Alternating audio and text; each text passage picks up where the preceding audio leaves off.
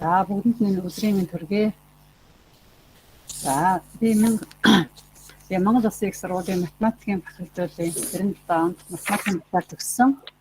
За ерөнхий боловсролын хойдоо сургуульд математикийн багшаар 24 жил ажиллаж байна. За квадрат функц хичээлийг гаврын анги ашиглан заахад сурагчдын суралцахыг үзүүлэх нөлөө. За сая ерөнхийдөө навчаагч болон сая кем бол ерөнхийдөө алгалтыг өгсөн учраас би зарим зүйлийг баталгаар боллоо. За тэгээд ерөнхий сүүлийн 2 жилийн хугацаанд бид нар ерөнхий боловсрол болон ихтэй сургуулиудын оюутнуудын хичээл захин гэдэг болсон. Сүүлийн харин энэ 9 сараас эхлээд захимаар явах шаардлага гарсан. За тэгэхээр бид нар одоо хамгийн гол нь хүүхдүүдийг онлайныхаа хичээл зааж байгаа үед хүүхдүүдээ хийж байгаа үйл ажиллагааг бүрэн хянах боломж хүмүүс маш сул байсан. Тэгэхээр бид нар өнөөдөр гэгүүр ангийг ашиглан гэгүүр ангийг програм болон энэ ангийг ашиглаж хичээл заасан нь их үднэтэй байлаа.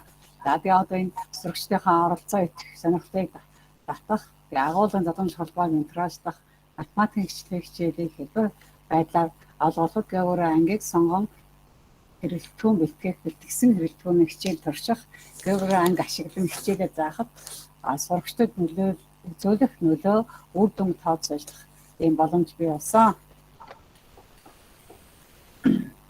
За квадрат функц хичээлийг гэгүүр програмд суурилсан гэгүүр анги ашиглан заасан туршилтын болон уламжлалт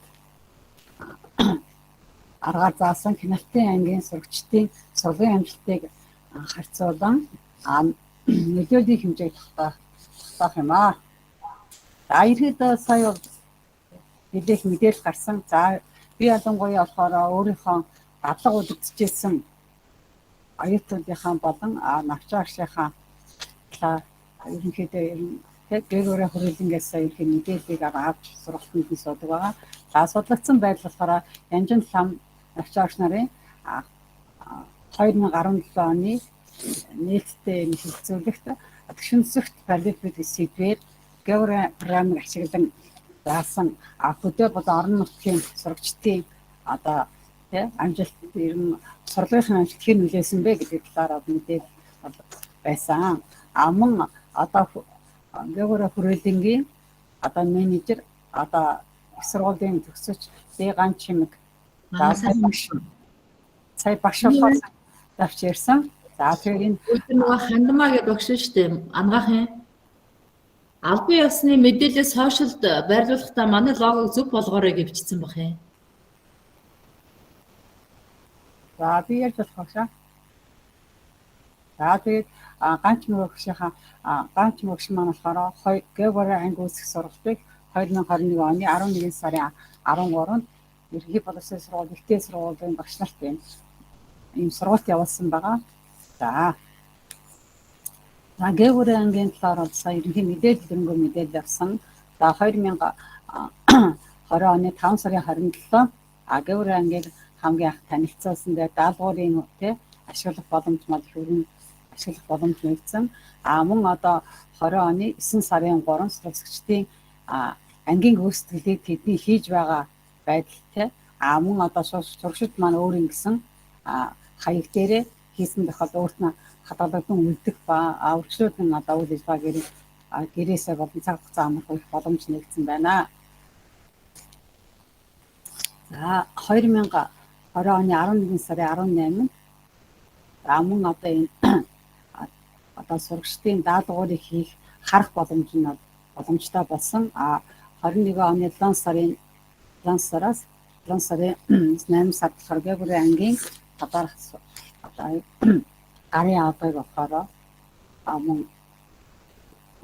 гарын авдаг болон бичлэг бол Ганч микс маань хийсэн байгаа. 2022 оны 2 сарын 11-нд тэгээд сурагчдын хийж байгаа үйл ажиллагааг шалгах болон асуулт даалгаврыг хариултыг зөв буруу эсгээс багш харуулах болон сонгуультууд тохиолдолтой болсон байгаа. Ийм бүхэнд нэгдсэн байна. За би болохоор 2 дугаар сургуулийн хүүхдүүдийн хувьд одоо ингээд энэ хичээлийг заасан байгаа. За гавар анги ашиглан квадрат пункт сэдвүүт ээж хичээлийг 10 дугаар ангийн сурагчдад заах, тэдний сургуулийн амжилтанд нөлөөлөлийг тогтоохын тулд уламжлалт аргаар заасан хөлгийн сурагчдын сургуулийн амжилттай харьцуулт нөлөөллийн аргыг хэрэгэлсэн. Энэ одоо судалгааны өгөгдлөөр солиулахад гавар ангид ажилласан сурагчдын динамик ажлуудын хуудасууд багшийн хянах самбар өгөгдөл боловсрол хийж үр дүн цацхад Excel програм ялгаатай байдлыг тестийг ашиглахад онлайны тооцоололт төслөөс ашигласан.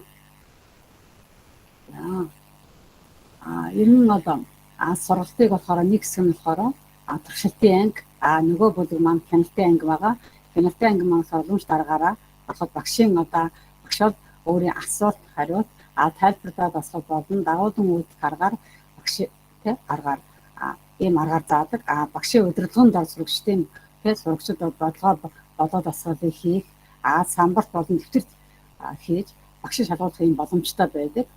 Харин географи анги ашиглан сургалт явуулснаар болохоор сурагчид бол зааврын дагуу географи ангид нэгэн зэрэг гар утсаараа орж өөрсдөө бие даан хийж дахин оролдох, өөрийгөө үнэх бүх сурагчдын үйл ажиллагааг багшаад харах хянах юм боломжтой байгаа.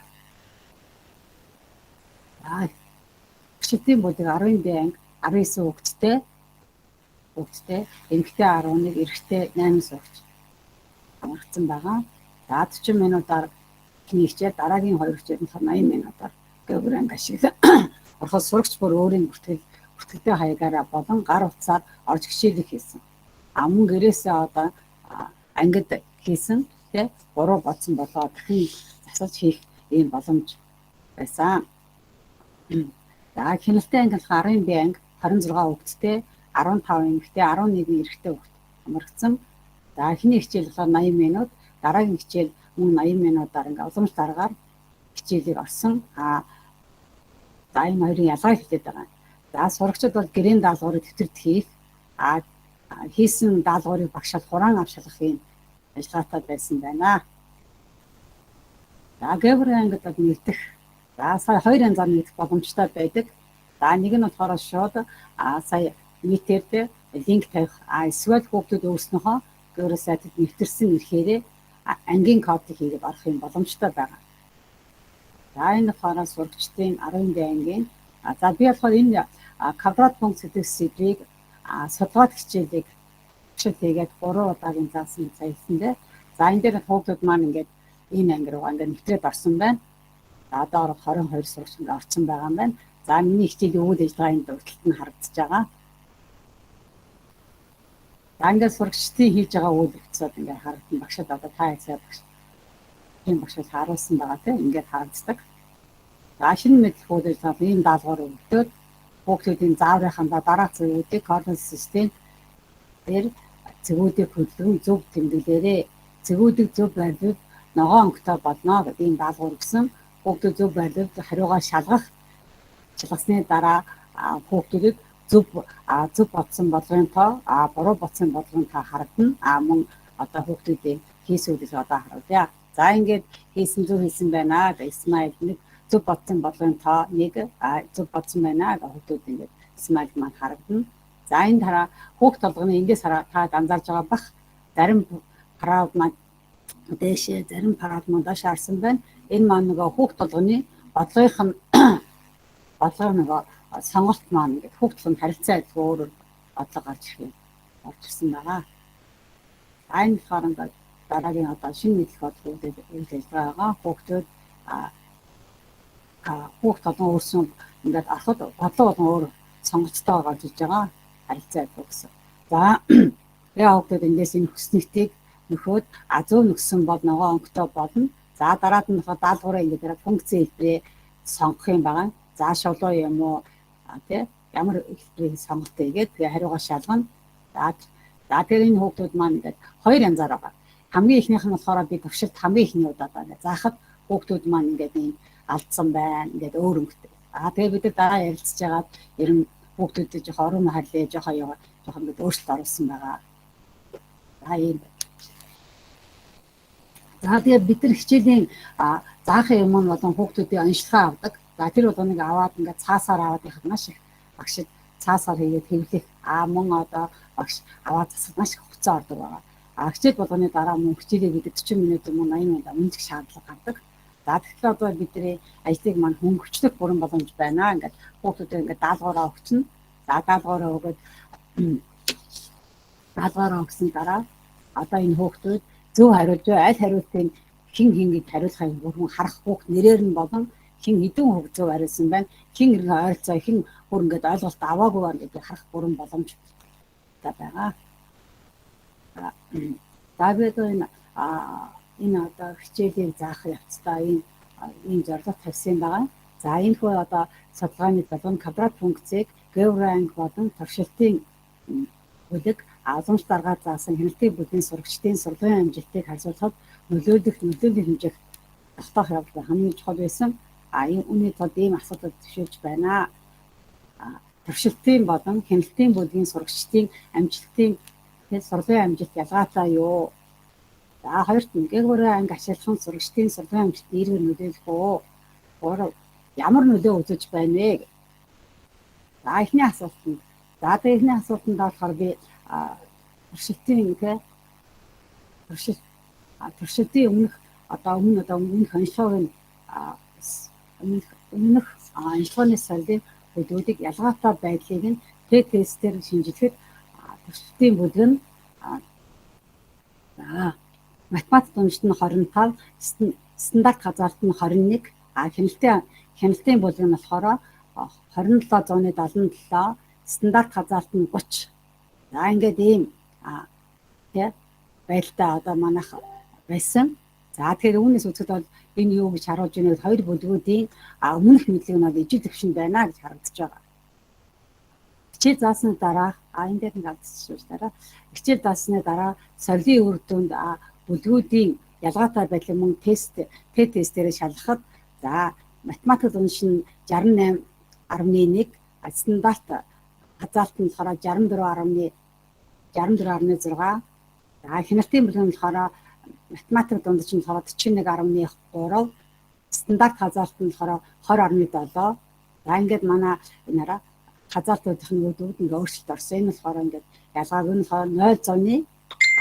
0.5-аас бол бага байх ёстой гэхэл ийм П маань ийм хэлбэрт болсон. За энэ болохоор хичээл заасны дараа бүлгүүдийн мэдлэгийн төвшин ялгаатай гарч ажиглагдсан.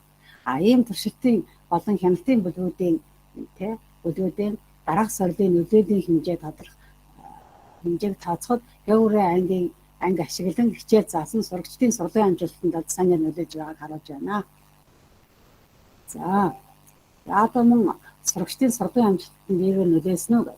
За би энийг болохоор сурагчдаас 10-д ангийн 19 сурагчдаас 14 сурагчдын сургалт энэ одоо сурагчдын хичээл заасан дараа туршилтын ангийн сурагчдаас сургалтын орчин сэтгэл ханамж хичээлийн явцны талаар сэтгэл аваад өгнөхэд хүүхдүүд авсан сэтгэлийг ингээд нэхээ бичсэн байгаа. Географи анги ашиглан хичээл ороход богино хугацаанд хичээлийг амархан олгож авлаа. Зөв буруу нь шууд харагдаж, шууд гарч ирдэг болохоор бодлого аль болох хурдан бодож, хариугаа зөв гаргахыг хичээдэг боллоо. Хичээл ойлгоход их хялбархан өөрөө хийж үзээд туршаад хийх нь маш амархан санагдсан. Сонирхолтой хичээлээ сайн ойлгож байсан болохоор цаг хугацаа хурдан өнгөрлөө. Уламжлалт аргаар хичээл зааснаас илүү ойлгосон. 14 ангийн дараа сорил авахд бүгдийг нь санал байсан. Географи анги ашиглан орсноос хойш хичээлийг хийх сонирхолтой болсон. Мөн хүүхдүүд зарим нэг хүүхдүүд болохоор ер нь өөрийнхөө хоцролыг алгыг тэмцдэг төрүүлж чадсан. За энэ тавшаад уншия. Надад үнэхээр шинэлэг ойлгомжтой хүүхд бүрийн өөрийн хүссэн төхөөрөмжөөр гар утас зөвгөрийн компьютер орж байгаа болохоор уламжлалт аргаар самбарт зааснаас илүү ойлгомжтой, сонирхолтой тул хинч уйдахгүй, салхахгүй мөн зөв хариугаа олтлоо бодож хариултуудаа шалгадаг нь сурагч хүүхдүүдэд буруу бодох вэ, бодсон байх вэ гэсэн айлт санал байхгүй өөртөө итгэлтэй сурах эрмэлзлийг бүрдүүлж чадсан хичээл болсон. Амдэр гаврын анги ашиглан хичээл заахад сургалтын амжилтанд сайнэр нөлөөсөөс гадна сурагчдын сэтгэл зүй, хандлага, багш сурагчдын харилцаа, бие даан суралцах, бусдад талархах, хол сурах, бусдыг хүндэтгэх, өөрийнхөө бодол санаагаа илэрхийлж сурах гэх мэт үүдүүд эр үдэн гарч байна. Багш минь хувьд их бахархалтай байна. За хүүхдүүд маань их өндөр сэтгэлтэй байгаа. За ямар нөлөө үзүүлсэн бэ гэсэн. За тэгээд энэ туршилтын бүлгийн Архимедид дундаж хяналтын бүлгийн Архимедид дундаж энэ ялгуураас стандарт хазаалтыг нэмээд хуваахад энэ араа нөгөө нөлөөллийн дэм маань ингэж гарсан байгаа. Миний одоо 2 туршилтын болон хяналтын ангийн үрдээ ингэж гарсан байгаа. Тэгээд нэгэн их гэдгсэн энэ юунд орсон. Тэгэхээр одоо миний туршилтын програмын хангамжаа анги километр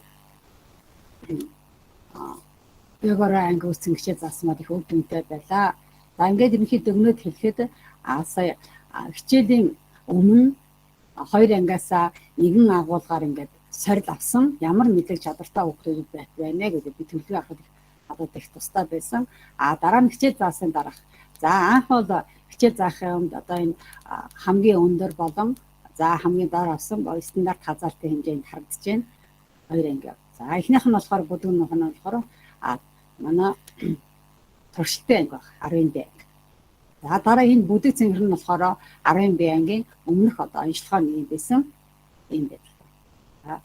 За дараа нь хичээл заасны дараах үеийнх нь энд яригдж байна. За тод ногоо нь болохоор 10 бэ туршилтын анги маань нөгөө онгоор буюу манайх 668.1 гарсан ба 70-гаа нэлээд ойрцсон байгаа. Дээдлийн хөвгт 100 авсан байна. Доотлын хөвгт маань 30 байна. Тэгэхээр одоо эхлээд тэг байсан бол 30 болсон байна. За гэмн стандарт хазаалт нь харагдаж байгаа. За 10 байнгын ангийн хувьд болохоор уламж дараагаар заасан анги байгаа. За тэр анги маань одоо анхныхаа байдлаасаа ихсэн. Тэгээд одоо дундаж хөвгтийнх нь дундаж нь болохоор энэ 40 арай хүрээгүй. Доотлын хөвгтнийг бол дээдлийн хөвгтийнх нь гээд 88 гэсэн байгаа. За эндээс юу харагдаж байна гэвэл одоо үнэхээр одоо энэ хичээлийн хэрэглэтгүүнийг үр дүнтэй одоо хэрэглэтгүүний зөвлөлдөө цаг ашиглалт багшийн ажлыг ингээ хөнгөвчлөх бүх боломжоор ингээ хангагдж байгаа. За ингээ та анхаарал тавьсан баярлалаа. За би таад одоо нэг яагаад заах юм.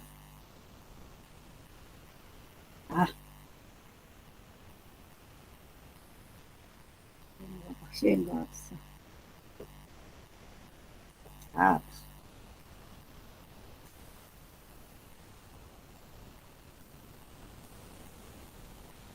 За ингээд миний одоо 2 дахь удаагийн 2 цагийн дараалал орсон энэ ингээд за миний хичээлийн үйл ажиллагааны бүгд харагдаж байна. За ингээд хүүхдүүдийн маань хийсэн үйл ажиллагаа ингээд хин одоо жишээ нь хэд энэ хүүхд одоо хүүхдийн нэрийг нуусан ч болно. За ингээд хүүхдүүд маань ингэж харагдаж байгаа. Юу хийсэн байна, ямар байдлаар аль болгонд орсон. За ингээд тэгэхээр энэ маань нөгөө бидний нөгөө үйл ажиллагааг хялбарчлах одоо энэ болохоор миний хичээлийн хамгийн ихний хичээлийн за хичээл заахын өмнө хүүхдүүдтэй за ямар чадвартай байна вэ? Цэгээ зөв байрлуулад цэгээ холбоход ямар дүрс үүсч байна, мөрийн өссөн бэ гэдэг нь шалгасан байгаа.